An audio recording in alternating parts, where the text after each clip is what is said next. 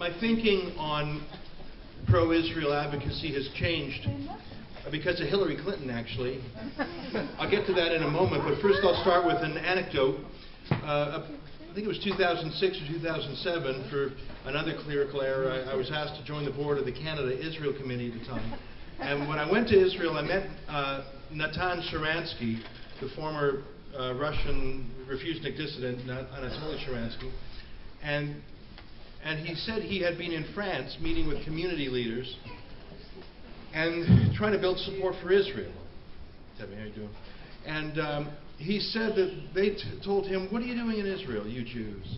Europe is the home for Jews. This is the land of culture and opera and arts.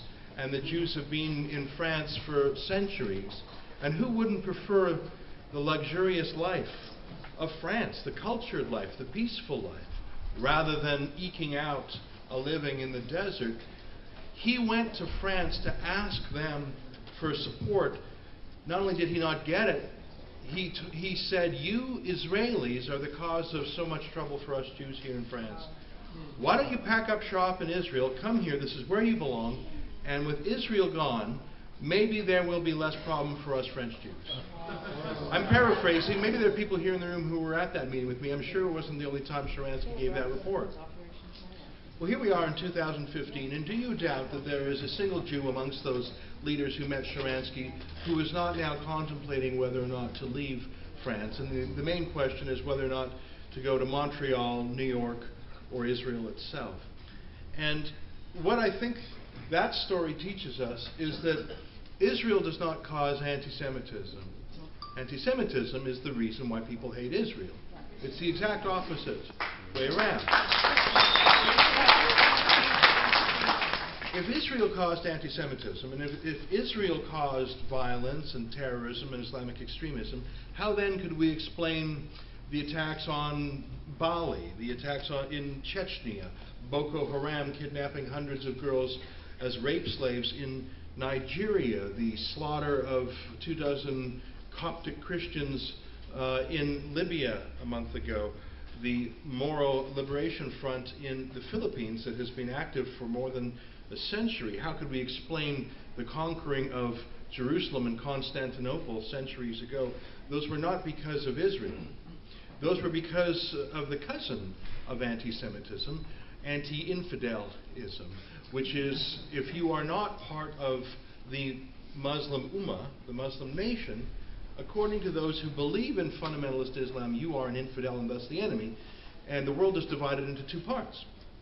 Dar al-Islam, the house of Islam, the house of submission, and Dar al-Harb, the house of war.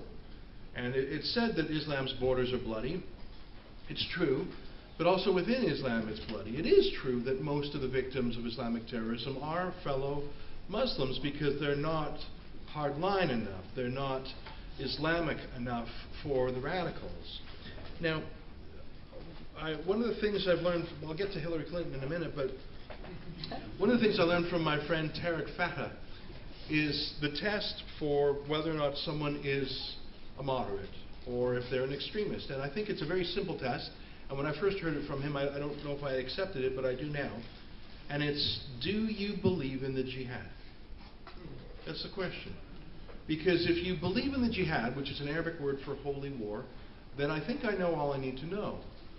You may be well dressed, you may dress in a modern way, you may have a law degree, you may be a professor yourself, but if you believe in the jihad, if you do not renounce the jihad, then all else flows from that.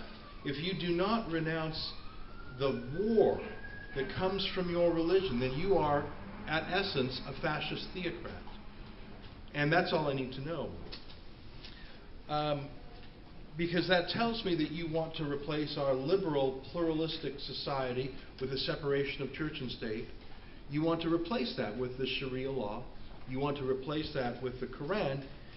You want not the separation of mosque and state, but you want the merger of mosque and state. And it's why, for example, when we saw the video confession of that terrorist, Zahaf Bibo, the one who went to shoot Parliament, they released a videotape, his cell phone video, confession really. He was born in Montreal, born in Quebec. He was a Canadian, as Canadian as I am. His father was Libyan, his mother was Quebecois. Yet in that video, he did not refer to Canada in the first person. He did not say us or we. He said you, even though he grew up here and spent most of his life here. And he talked about Afghanistan and Iraq as our lands. He's not even Afghan. He's not even Iraqi. His father was a Libyan. But that, if you do not renounce the jihad, if you believe in Allah's law and Muhammad's law instead of Queen Elizabeth's law or American law, then of course you don't believe in nation states. Now, Barack Obama tells us that the Islamic State is not Islamic, and that is repeated more or less by David Cameron, and even in some ways by our own sympathetic government here in Canada. I understand what they're trying to do. They're trying to say that's not the real Islam. You can be a good Muslim and not follow the Islamic State. I understand that, and I support saying that. I support saying to the 1 million Muslims in Canada, you can be a good Muslim without supporting Al-Qaeda, without supporting the Taliban or Boko Haram or the Islamic State. That's the way to put it. But to say that those others are not Islamic and not Muslim is simply false. Who would you take as a greater authority on Islam? David Cameron, Thomas Mulcair, Justin Trudeau, Stephen Harper, or al-Baghdadi himself, who has a PhD in Islamic studies? Are you telling me that any of these Western secular leaders know the Quran better than al-Baghdadi does? That the hundreds or the thousands of imams who are part of radical Islam from Nigeria to Indonesia to Libya to Thailand and the Philippines, they believe that they're Islamic, and they find support for their views in the Quran. To say they're not Islamic is false. And what it does is it leads to false excuses for when we see terrorism. Barack Obama said that the Islamic State, and I'm not picking on him, but he is the leader of the free world, and he says that these terrorists are irrational, that they're irrational. I encourage you to go online and find the video of Zahaf Bibo, the Canadian terrorist who shot up Parliament, and watch his comments on his little cell phone video. It's less than a minute long. He is so calm and relaxed for a man who is about to go commit murder. It's quite startling. He is highly articulate. Police, after he was killed, tested him and found no drugs or alcohol in his system. We saw all sorts of excuses being proffered up for him. Oh, he was a drug user, he was a troubled man. Well, on that day, he was clear as crystal. And what he did was not irrational. In fact, it was highly rational if you believe in the jihad, if you believe in the laws of Sharia. And so to say that these people are crazy or irrational or un-Islamic is just as false as saying 75 years ago or 80 years ago that Hitler was crazy or insane. I have no doubt that the Islamic State does in fact recruit psychopaths, pedophiles. Of course they do, no different than Adolf Hitler's brown shirts recruited gangsters and criminals to form the muscle in the early days of the SA and the SS. Of course. That's part of the appeal and it's part of the terror. When the Islamic State says, I mean, imagine you are in a poor banlieue in a suburb of Paris or Marseille, and you're Muslim and you really have no economic future and it's dreary all around you. Well, in LA, maybe you join a gang. Well, they have gangs, they have criminal gangs, they have drug-running gangs in Marseille and other parts, but you know, you could have a little pistol, or imagine the adventure and erotic appeal of saying, forget a pistol, how about an AK-47? How about a missile? How about a tank that we captured from Iraq? You know, do you feel humiliated by white French society? Well, instead of just cussing at a cop, why don't you come with us and blow someone up? Are you sexually repressed? Do you have a hard time with the ladies? Do you not quite understand how your Islamic sexuality should interface with the libertine sexual French society? Well, come to the Islamic State and you will positively be allowed to rape. Not just allowed. It's encouraged, and it's not looked down upon. You won't be arrested. You won't be shunned as a pervert or grotesque. You will have a fatwa by an Islamic authority praising you and legitimizing this, and in fact your Islamic State commanders will give you rape slaves as a reward. So yes, there are rapists and murderers and thugs and misfits in the Islamic State army, tens of thousands of them. But that does not take away the fundamental Islamic nature of the Islamic State. For God's sakes, it is in their name. It takes quite some effort to deny that the Islamic State is Islamic. And as far as a state, it is almost as large as the United Kingdom. It has 8 million souls under its government. It recruits new soldiers either domestically or from the West faster than they are being killed. According to the Kurdistani government, there are 200,000 soldiers in the Islamic State, soldiers, if you want to use that phrase. And they're not just men, they're women, and why not? We find that irrational and crazy. Why would it? How many young teeny boppers swoon when Justin Bieber says, come and hang out with me and spend some time with me and my entourage? How is this any different? How is this any different? They are just as slick and appealing and promise adventure and glory, which is more than many of these recruits can find elsewhere. So they're not irrational, they're not crazy, they're not un-Islamic.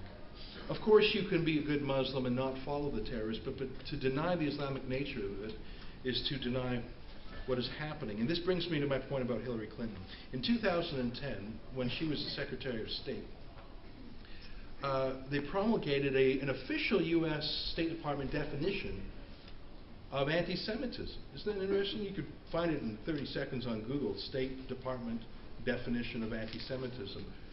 And it's when I read that I really clicked on what's going on campuses especially. I don't have the whole thing written out. It's about a page long. But I took some notes here of the important parts. The definition includes to demonize Israel. Not just to criticize it or oppose it, but to demonize it, to Nazi-ize it, to try and graft onto the Jewish state the attributes of the most grotesque anti-Jewish state in history. That would be like to KKK-ify a black man.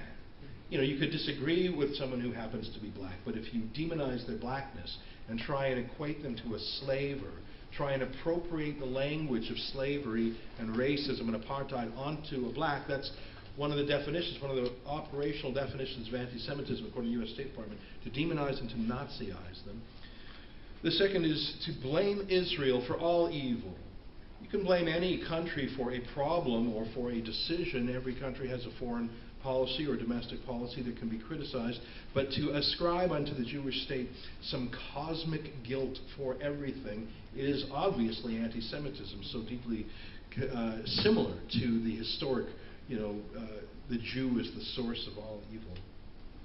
They have an important definition, that of double standards. If you claim to be Queers Against Israel Apartheid, if you claim to be motivated by supporting gay rights, but the only people you seem to find quarrel with are the Jewish state again and again, you just might be an anti-Semite. If you are, I sound like Jeff Foxworthy here, you might be a redneck. If you muster 800 people on the steps of Calgary City Hall to protest against several hundred Arabs dying in a Gaza war, but you couldn't be bothered to lift a finger after, what is it now, 400,000 deaths in Syria since the Civil War? You just might be an anti-Semite. The double standard, the obsession with Israel. And they specifically talk about multilateral organizations obsessed with Israel. I like to compare how many inquiries and condemnations and resolutions there are at the UN Human Rights Councils and other councils with the number on Israel. There is only one answer, and it is an obsession. And finally, and most importantly, the delegitimization of the right to exist.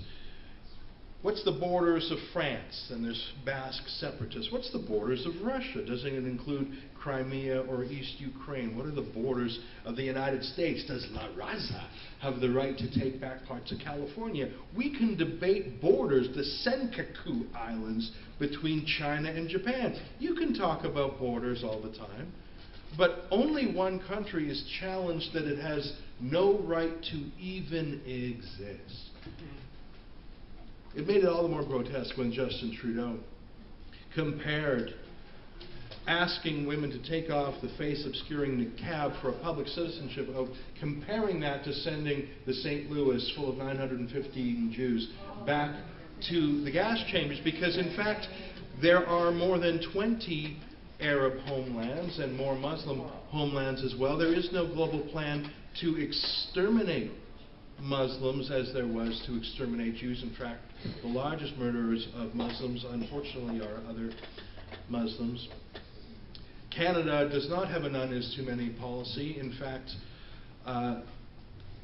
since 9/11, Canada's Muslim population has doubled, and if you look at the list of the top 10 sources of immigrants to Canada, Pakistan, I think, is number 6, and I think there are 5 or 6 other Muslim majority countries, Algeria, Nigeria, which is about 50-50 Muslim, in the top 15 countries. Stephen Harper has brought in more Muslim immigrants than any other prime minister before him. To say that that is equivalent to the not sending a boat of Jews back to their deaths is grotesque, and it shows the comfort level, even at the intelligentsia, even at the political establishment, in the Liberal Party, for God's sakes, of trivializing the Holocaust on the one side and making a mountain out of a molehill on the other side of asking a woman to take off a niqab, which is not even a Quranic prescription.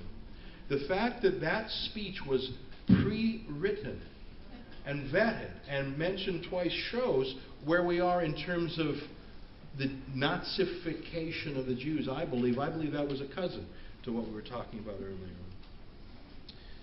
And this is where my views turn, because I guess it was 9 years ago now that I committed an illegal act of journalism by publishing the Danish cartoons of Mohammed.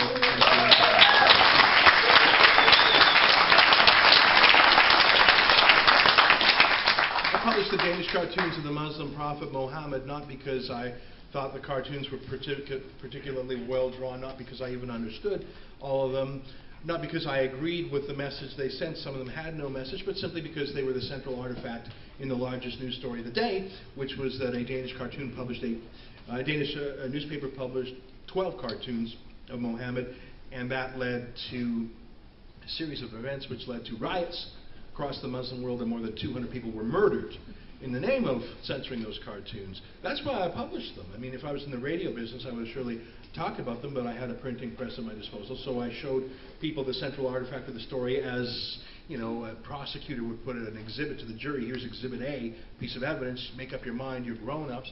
And so I was hit with human rights complaints by the Alberta Human Rights Commission for, quote, hate speech. And I realized I realized the importance of freedom of speech, especially for perpetual minorities like the Jews. For perpetual minorities, freedom of speech is incredibly important. If we were like the Japanese in Japan, the Japanese in Japan are at no risk of being shut up because they are them. But the Jews, other than in Israel, are a minority everywhere. And from time to time, minorities are out of favor with the majorities, and thus freedom of speech is so essential. Now, after the Second World War, there was an anger amongst Canadian Jews whenever one heard anti-Semitic rhetoric, and so as a sop to that anger, in the 60s and 70s, so-called hate speech laws were brought in to go after people who were not committing any genuine crimes. They were just being bloody irritating. They were being rude and offensive.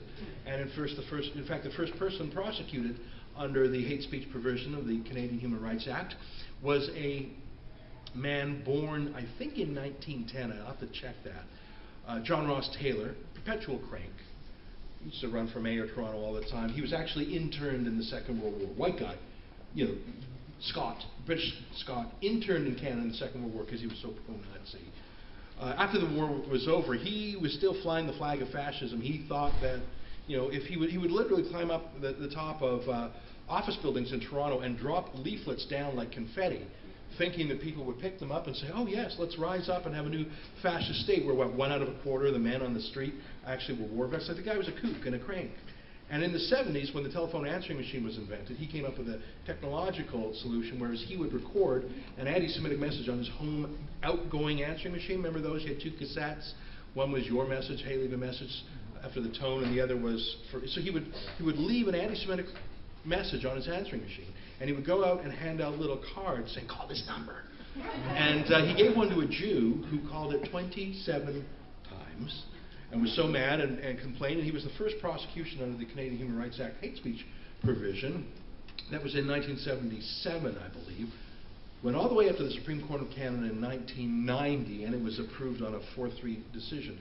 So this old kook, I think he was 90, 80 or 90 by the time that thing, and he refused to unplug his phone. He still refused to unplug his phone. 9 months in jail. Now, I don't like the late John Ross Taylor. I think he's a kook. But did you see what happened there? Because we Jews are so sensitive, and we didn't like this guy being an anti-Semite, that we demanded and we got a censorship law. And it sure felt good when we were going after those cranky basement Nazis. That's what I mean, completely powerless, completely non-violent. If he was violent in any way, obviously he would have been charged. He wasn't violent. He would wear 3-piece suits around and try and convince you that we need a fascist government. A crank, a kook, but we brought in bad law, un-Canadian law, un-Jewish law. Since when do Jews silence each other? 2 Jews, 3 opinions. You study the Talmud by arguing. Since when do we shut down dissent? Well, why should the Jews be the only ones to use those censorship laws? And for many years, the Jews were the only ones. But that was when there were 250,000 Jews in Canada and 50,000 Muslims who weren't particularly jihadists. But here we are now with 350,000 Jews in Canada and 1.1 million Muslims in Canada. And according to various opinion polls, which you can find, but it's tough to find them, about 1 in 7 Canadian Muslims, according to, I think it's Environics, a poll that came out shortly after the Toronto 18 charges, but 1 in 7 Canadian Muslims supports the goals of the Toronto 18, supports the methods, would not call authorities if they heard of such a plot. I mean, even cut that number in half if you want. That's still tens of thousands of people amongst us who would support terrorism. So if they would go that far, why wouldn't they use the system to rig the rules, to use lawfare against us, to use those hate speech complaints against us? And in fact, a Pakistani-born, Saudi-trained Muslim did come from me, and an Egyptian-born Muslim radical named Mohammed al-Masri went after Mark Steyn. And in fact, the hate speech laws are used not as a shield anymore, but as a sword. And I can tell you that in more than 35 years on the books, never has a Canadian Muslim been charged under hate speech. And I tell you that to tell you how important it is to support free speech, I think, first of all, and not to delegate to the government fighting back against anti-Semitism, because they will not do so, especially when the Jews are outnumbered 3 to 1. But coming back, I don't know why I went on that long tangent, I just enjoy telling the story. But let me come back to Canada, and this is I know why I said it. Because when I went through those 900 days of being investigated and prosecuted by 15 different government bureaucrats and lawyers, that's why I told that story. Because after I came out of that 900-day lawfare exercise by foreign-born radical jihadi, Syed Sohrawardi, who wants us all to live under Sharia law, the most important thing on my mind was freedom of speech. And I had thought it through in those 900 days, and I realized that we certainly need to allow even offensive speech, even hateful speech, because hate is just a human emotion, and you can't ban hate simply by passing the Love Each Other Act of 2015. If so, we would have passed it by now. Hate is a human emotion. You can no more ban it than you can ban love, and what we want to ban are acts based on hate, violent acts, criminal acts. That was my thinking. But Hillary Clinton changed my mind on that, because her definition made sense to me. Because if you look at my instinct when I saw the BDS campaign, the vile anti-Semitism on campuses was, well, free speech, right? Well, okay, free speech in is part of it. I'm not saying someone should go to jail or be prosecuted for being a Jew hater. But would we allow on campus in the same way the kind of demonization, double standard, or delegitimization against any other group? And I'm not even going to use the obvious example of Muslims or blacks or gays. Let's just talk about Italians. I mean, imagine if there was some bizarre thing that people just started to hate Italians. Boycott the Italian restaurants in town. Oh, you're Italian, eh? Divest from Italy. Any company from Italy. Oh, you drive a Ferrari. A Fiat. Let's use that as a better example. Like this, and there's just this demonization of Italians in Italy and Italians here. And Italy's not a legitimate country, and Italy should be kicked out, and Italy did something wrong, and let's investigate Italy. Are you crazy? What's with this Italy thing? Like, I mean, I don't have any connection to Italy other than through food, obviously, but I mean, if there was this obsessive, personal, vicious, and every time Italy did something questionable, hundreds of people outside the Italian consulate here, and then motions for, like, you say, who are these anti-Italy freaks? Like, what is with this anti-Italy bigotry? Would you not feel that way? Would you not think that? I mean, it would be so odd. People who, would wait for the one reason to criticize Italy and would be silent about anything else, let alone if they did that against blacks, and trying to KKK-ify blacks and say, oh no, I'm not against blacks. I'm just against every single black majority country. I got nothing against black people. Oh, no. It's just I'm against Malawi and Rwanda and Uganda and Kenya. But I got nothing against blacks, swear to God. We would say, well, you're a liar, and you so obviously have a double standard, and you don't mention anything done by white regimes. We would call it out. But why is it that the Jews have to roll with this kind of... And again, I'm not talking about criminal prosecutions. You cannot sue the Jew hatred out of someone. You just can't. But maybe we can marginalize these people politically. With York University, there's only one thing a university president cares about. I can assure you, the only thing they care about is money. That is their job. And at York University, or most other large universities in the East here, it's Jewish money. And you can have, who was it who said they had a meeting with the president of York, and he said, there, dear. I mean, that was 1 hour of your time. If you spent that 1 hour databasing all the big donors in the alumni magazine and sent them a personal letter and followed up and with documentation and followed up with phone calls, you and your team, I bet you would get Dr. Shukri's full attention. And I bet that...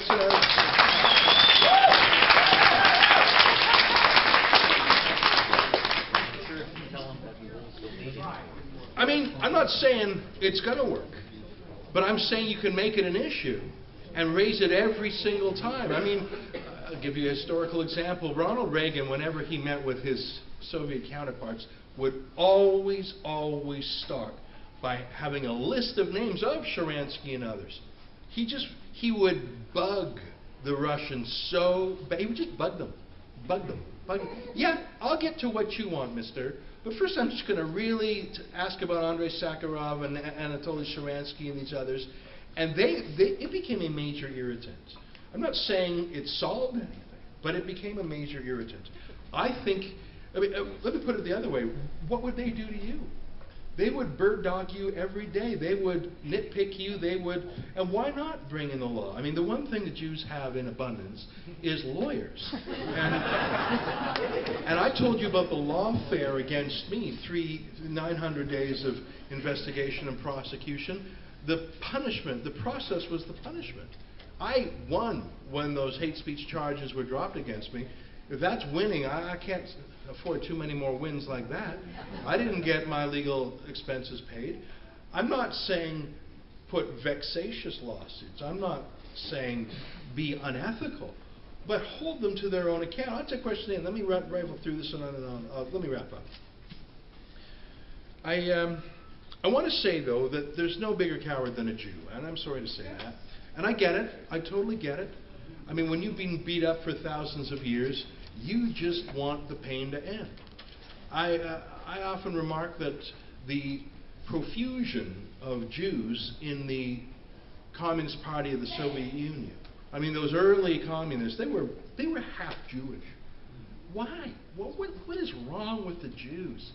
I think, in my own theory, is that the Jews wanted a post-religious world that communism promised, so that they wouldn't be beat up anymore for being Jews. That the Cossacks wouldn't ride in with the pogroms. Who's the Jew? These utopian Jews in Moscow of the very early 20th century actually thought, if we bring in this new utopia where religion doesn't matter, you know, like John Lennon said, you know, no more. What's that terrible song? Imagine that communist song. Imagine, you know, nothing to live or die for, and no religion too. That's what the Jewish communists wanted. They wanted the pain to stop. Let's destroy all religion so people will not pick on us anymore. Now, it didn't quite work out that way, and I put it to you that on campus in 2015, a young Jew can either hide, no, I'm not Jewish, not really. I'm certainly not going to wear a beanie or a Star David. Or they can say, maybe if I become anti-Israel, even louder than the natural anti-Israel, maybe they'll leave me alone. Jews are outnumbered. Thanks, buddy. I heard that heckle before. I like the heckles. Just don't throw buns. I'm kidding around. I like the heckles. It makes me feel like I'm at home. But I think Jews are cowards. I talked about how we're bravely against white neo-Nazis in this country who are not a threat and never have been. You know, the former leader of the Canadian Jewish Congress, his new thing is talking about the Aboriginal genocide in this country 200 years ago. Okay, thanks, Bernie, but there's actually a genocide going on right now. And, you know, appreciate you going back 200 years. And, you know, we could argue about whether or not Canada is a racist nation 200 years ago. Sort of like Barack Obama complaining about the Crusades 1,000 years ago. All right, while you work on that historical challenge, can someone help us with what's going on today? It's a little bit tougher to solve the problem.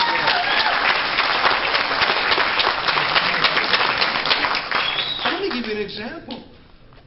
In Calgary last July, 800 pro-Hamas Arabs gathered on the steps of Calgary City Hall, and it devolved into a riot when they spotted a Jewish family across the street. About 50 of the Arabs crossed the street and beat them so badly that 6 of these Jews were sent to hospital. There were no police there. This was right outside City Hall. No police intervened. And police were loath to lay charges. They had to be shamed into it. And actually, the final rioters were convicted last week and sentenced in Calgary. They pled guilty. No jail terms, a $300 fine, a $400 fine, and a $500 fine. I have had larger speeding tickets. And they had to write an essay because it's like high school or something. So we had a pogrom, a pro-Hamas organized anti-Semitic event. Saw some Jews, beat them up, Paris stuff. Hey, it's Paris. Let's give it a shot. And the cops didn't care, the mayor didn't care, the prosecutor didn't care. A $300, a $400, and $500 fine. That's in Calgary. And where's the Jewish community? Well, it's too tough because, see, he's got a Muslim mayor, and see, there's 100,000 Muslims there, and well, so it's how long till it's like Paris? You don't have to go to Calgary for that. Mississauga, outside Palestine House there was a protest and a counter-protest. And one fellow from the JDL was sent to the hospital bleeding. I saw the picture of that. Montreal, I saw a girl. You just go on YouTube and type with the ubiquity of cell phone cameras. This is happening in Canada. Look, Al-Quds Day at Queen's Park. Oh, exactly. Al-Quds Day at Queen's Park. Would you have anti-Black Day, anti-Italian Day on Queen's Park? It would never happen. It would never get off the ground. It would never be tolerated. You would never have politicians there because this is the double standard. It's creeping here. I think France is lost. I think France, I mean, even Marine Le Pen, the head of the Front National, no one's talking about, I mean, there are 10 million Muslims in France, and even if only 1 in 20 of them is radical, and I mean extremely generous, actually about a quarter of them are radical according to various polls, what are you going to do? France is gone. The Jewish history in France is over. And I don't know where the UK is, but about half of Britons think life is in doubt there. Do you really think we're what do you think we're 5-10 years away from that here in Canada? Maybe 10 years away from the tipping point if we don't start saying not are you Muslim, but do you believe in the jihad?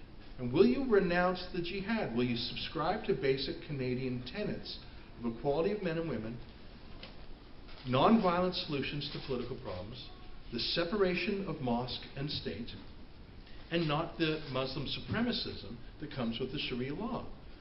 And I can tell you that those sound like very basic Canadian ideas, but they are not carrying the day in Canada. Go to the Valley Park Middle School, where every Friday in a publicly funded school, the cafeteria is turned into a mosque. And it's gender apartheid. Boys in the front, girls in the middle, girls on their period in the back, and a grody old imam sorting the girls. Are you on your period? Isn't that feminist? It's International Women's Day. I saw Trudeau put out a statement. That's nice of him. So I'm giving you my thoughts, but so what do we do about it? That's why I like Merle so much, because she actually does things.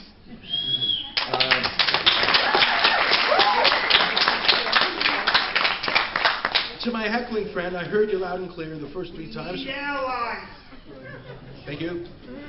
We need allies because we're outnumbered. Asians. Listen, I love Italian food. I love Chinese food. I build my alliances. The same way I build my favorite restaurants. So we need lots of Chinese and Thai and Indian restaurants, and I love being church. So like you, sir, I'm getting around, but we actually do need allies. And the trouble with the official Jews, as I call them, is there's sort of an ingrained anti-Christian bias, at least anti-evangelical bias, because for a lot of Jews, frankly, being, pro-abortion and pro-gun control and pro-Aboriginal affairs and pro-environment are more important than standing up for Israel and Jewish survival. I'm sorry, it's just a fact. And some Jews find Christians of the more vigorous variety a little bit startling and culturally alien. They're just not the kind of people we hang out with. And so and the stupidest is the theological reasons. Well, they're only supporting Israel because they want kingdom come. They want it. Well, you know what? If there is a second coming, we will have to do some rethinking ourselves as Jews. That is a risk I'm willing to take for the survival of our people.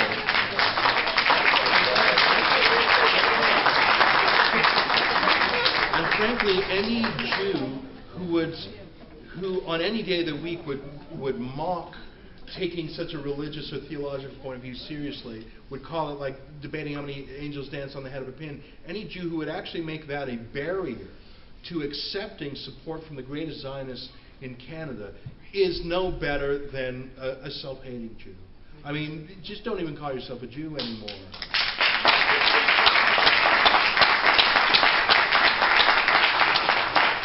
I would trade a Stockwell Day, a Jason Kenney, a Stephen Harper for any 100 Jews in terms. And I'm not just. They just happen to be conservatives, but they happen to be of a Christian, a righteous Gentile variety. I wasn't picking conservatives there. I was talking about Gentiles who give a damn more for our people than sometimes we do because we don't want to offend.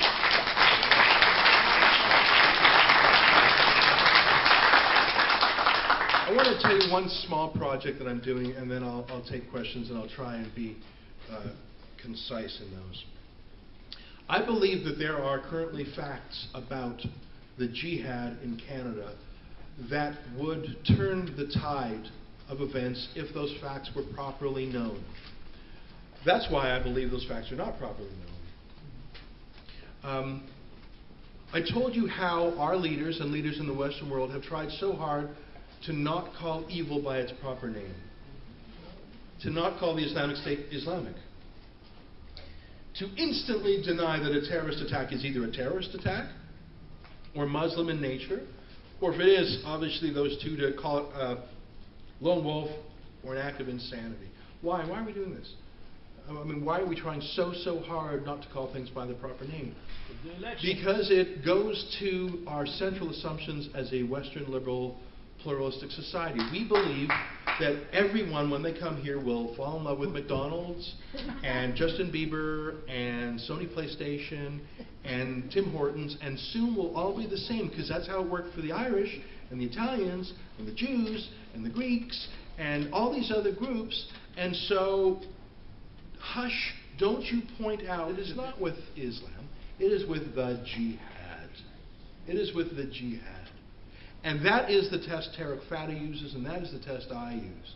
Because, like France, there is no possibility of turning back the clock. We have 1 million Muslim citizens or permanent residents amongst us. I think we should start screening for Western values. Did you know that the majority of immigrants to Canada never meet an actual Canadian officer before they are accepted? They fill out some paperwork, they file the paperwork with a particular office in Pakistan or Afghanistan or Iran, and there's not even time for a Google search, not that that would much work in a foreign language, let alone having CSIS do a workup. Can we at least have some very basic background checks just from places that have a terrorist infiltration, that are terrorist countries? Can we just bring in, are you okay with someone being gay? Because Syed Sohrawardi, I mean, I'd say there's less than 10% of Canadian imams that would accept the concept of equality of gays and straights, or the equality of men and women. Why don't we check for that? It's one thing for someone to be a bigot once they're here in Canada, but can we at least keep them out of Canada? I agree with the...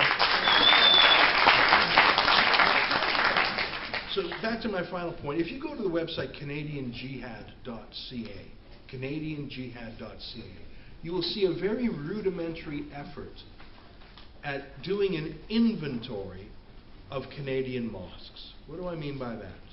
Of going through mosque by mosque across Canada and saying, okay, who are these people? And what are they saying every Friday in English, French, Arabic, or other languages? Why don't we actually get primary evidence and show what they say? The Asuna Wahhabi Mosque in Montreal, where Trudeau proudly campaigns, that calls for stoning infidels and stoning adulterers and stoning, a lot of stoning really.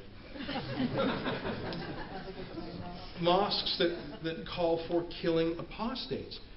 This is just a little homemade effort, and I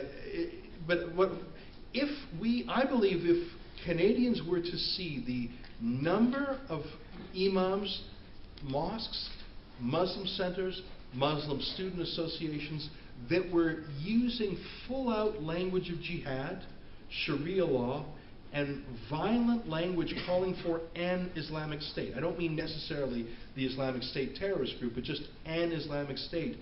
You would be shocked, and I think it would cause, at least in 2015, Canadians to react forcefully enough.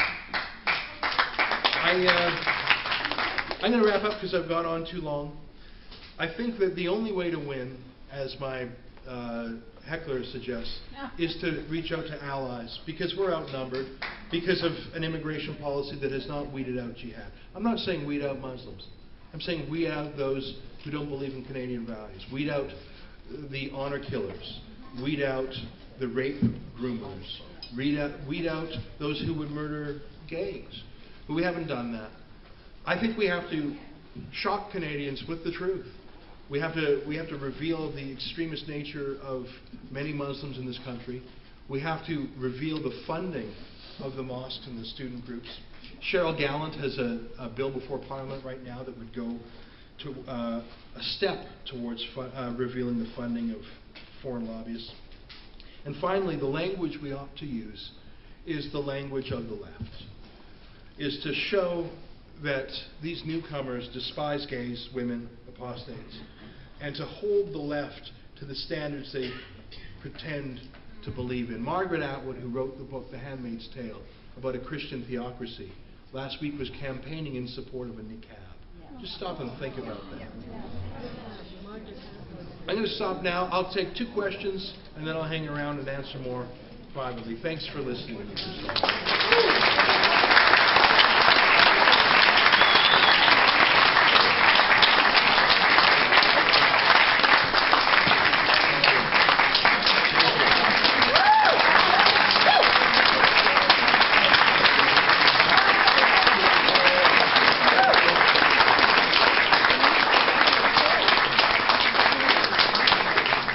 There was a lady who had her hand up for at least 45 minutes. Out of sheer respect for your endurance, let's have your question. I promise I'll be more concise in my answer if you keep your question concise. Thank you, Ezra. First of all, I wanted to say thank you so much for coming to speak to us today. My pleasure. And I know that you're all about freedom of speech, and I really, really respect that. You just spoke about if Canadians knew the kind of talk and the things that were being discussed in the mosque and among other radical Islamists here in Canada, that they would be shocked into and it would turn the tide. My question to you is, what about incitement to hatred? I mean, we know that the independent, the radicals that, Michael Zahaftibo and the others, I mean, they were responding to calls from ISIS and, everything that they hear going on in the mosque. That's not just neutral. That language causes violence to take place. I'd like you to respond to that, please. Sure. For those who couldn't hear the question, what about cracking down on the words that lead to hate and to violence? I think that it's so tempting to say we can just pass a law and change people's hearts. I don't believe we can. I think the first line of defense is to try to screen people with un-Canadian values before they come to this country. And, the first rule of holes is when you're in one, stop digging. I don't think we need to bring hundreds of thousands of more people from Iran, Afghanistan, Algeria, Egypt, and Pakistan and Bangladesh, all of which are top 15 countries, without before putting in some form of screening up for the kind of raw bigotry that a portion of those people bring. They're already here. But for those who are here and who have citizenship status, they are allowed to have their free speech as much as you or I are. And so I think we need to do 2 things. First of all, we need to make their views political poison. And so far they're not. Almost every mosque that you see on CanadianJihad.ca hosts politicians coming to glad hand. That should be stopped. It should become poison. These people should become marginalized. And that requires us to put the facts in the face of those politicians who just want to go in glad hand and get a vote. Omar Al-Jabra, who is Justin Trudeau's senior advisor, was once the president of the Canadian Arab Federation, and he is as extreme as they come on matters of terrorism and Israel. How does that happen? How does that happen? Well, it happens if his Jewish fundraiser doesn't care. It happens if the lifelong Jews of the Liberal Party don't dare speak up because they just want to win, and Trudeau's their best bet of winning. I think that every party has to engage in some hygiene, and if there is a Liberal in this room, they have a duty to demand why Omar Al-Jabra is a senior advisor in Trudeau's campaign. And finally, I think that there are instances, some on CanadianJihad.ca, and a great many that we have not yet seen and documented, where there is some law that truly is transgressed, whether it's a death threat or recruiting to a terrorist group. Just simply saying, I hate Jews, ought not to be a crime, I believe. But saying, let us gather, let us kill them, that's getting closer. Let us support a terrorist group. I'll just take one more question. When are you going to be back on the air? Thank you. I will not be back on the air, but I've started something else. I've started a direct-to-internet TV station called TheRebel.media. Not .com, but .media. Since we started about a month ago, we have had about 500,000 views, about almost 3 million minutes of TV watched. We have hired some of the talent from the old Sun News Network, some of your favorite commentators like Jonathan Levy, for example. I believe that we will continue to cover the stories that the rest of the media chooses to ignore. And although we're small now, I believe we'll grow, and frankly, being on-demand online is probably a healthier future than being tied to a cable and the cable companies and the programming. But let me close on this. And if there was one moment that shows the whole problem, it's this. You know that pro-Hamas protest that turned into a riot in Calgary?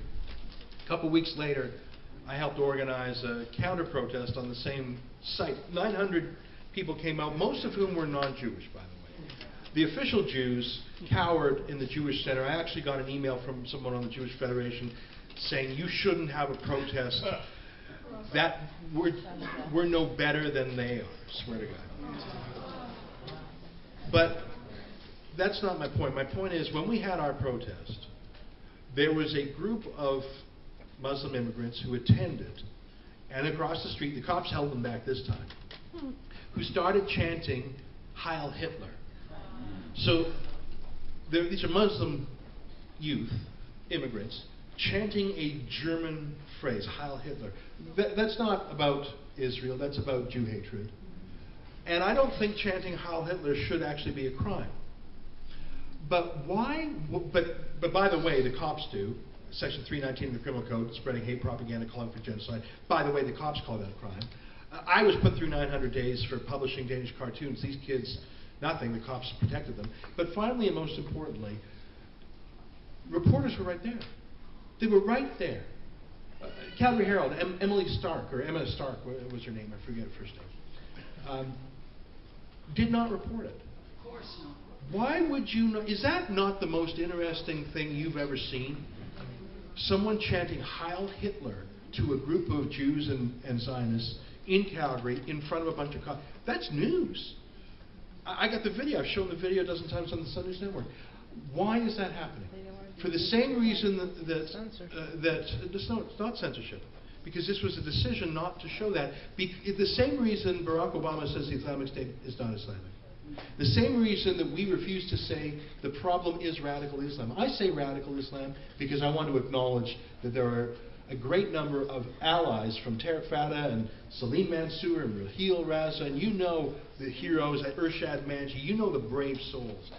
But we must call evil by its proper name. And Harper used the phrase jihadist, which is important. Friends, I'm about an hour over time, so I'm going to yield the podium to Robert. I'll stick around for a little bit for kibitzing. And let me guess, we need to build alliances. We need to build alliances. I'm with you, sir. Thanks, Robert. Thanks, everybody, for your hospitality.